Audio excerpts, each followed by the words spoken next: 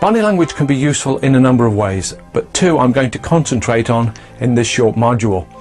Being able to read other people's body language in business when you're selling, negotiating or interviewing is useful, but having a better understanding of your own body language will lead to helpful changes that will be extremely useful throughout your business life.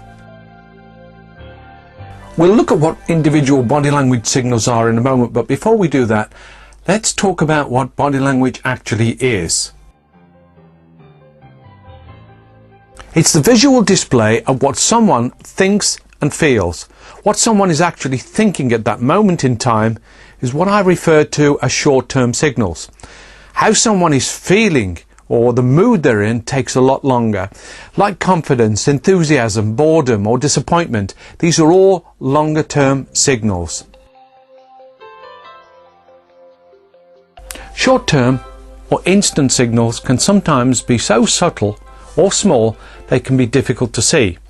However, if the conversation is going slowly wrong, there'll be a number of these small subtle signals that add up to a mood change, and this is longer-term body language.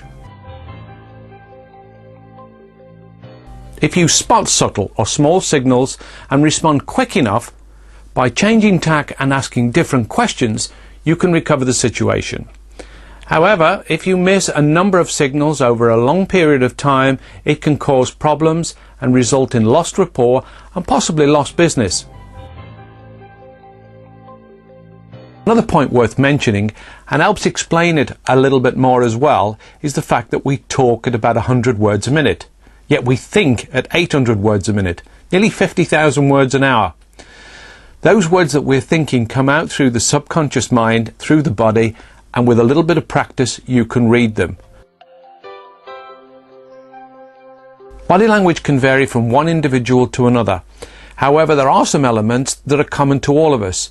So let's start by looking at the initial greeting, such as how far away we stand from someone, how we shake hands, and of course, eye contact. How far away we stand from someone can be split into zones. There are three basic zones to consider.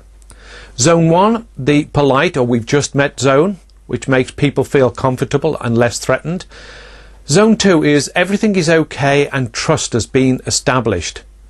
And finally, Zone 3 is reserved for good friends or someone in business you've known and trusted for some time.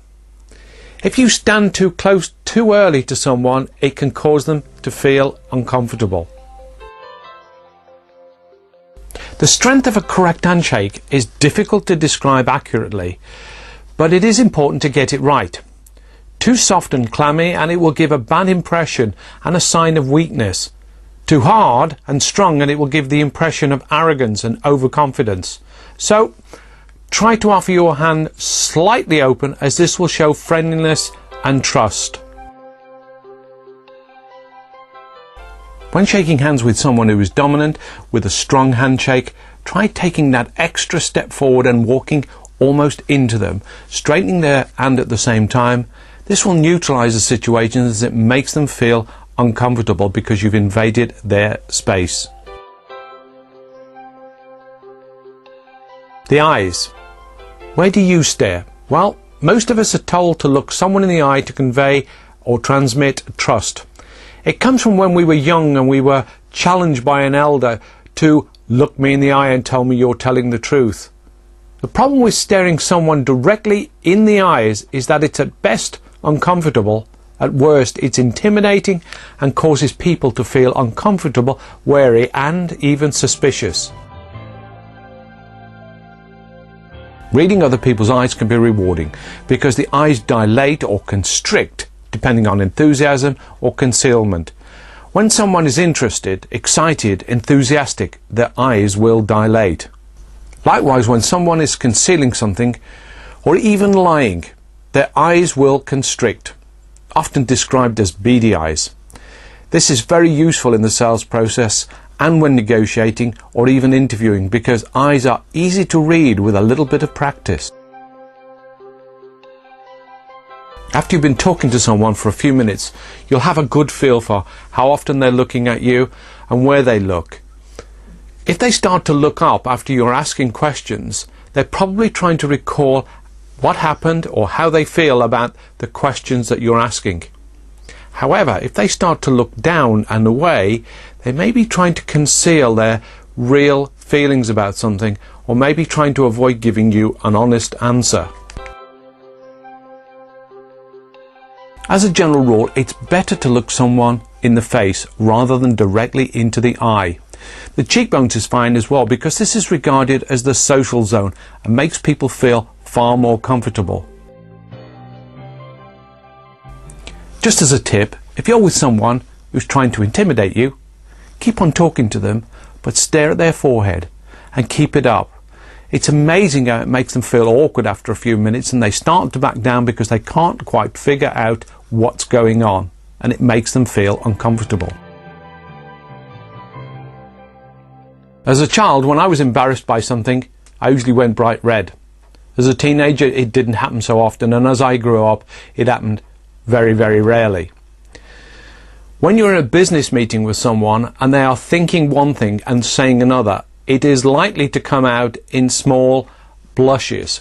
You would not see the redness of the skin, but the fact that somebody is perhaps touching their nose or above their eye or down the side of their nose or earlobes suggests that there is heat there, and there is also blood that's come to the surface of the skin.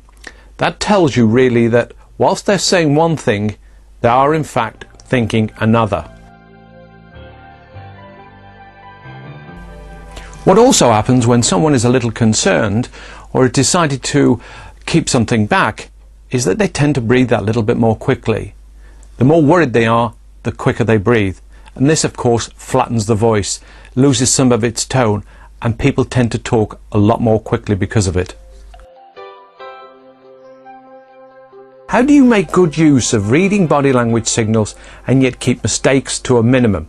Well, the general rule is to rely on signals that happen immediately after something has just been said, whether by you or them. You'd normally see something after a bold, direct question or a bold answer. Another helpful hint is to look for a number of signals that happen in a short space of time. This is called a cluster and proves to be very reliable when reading body language. One of the most frequently asked questions I get with regards to body language is, can my own body language be improved?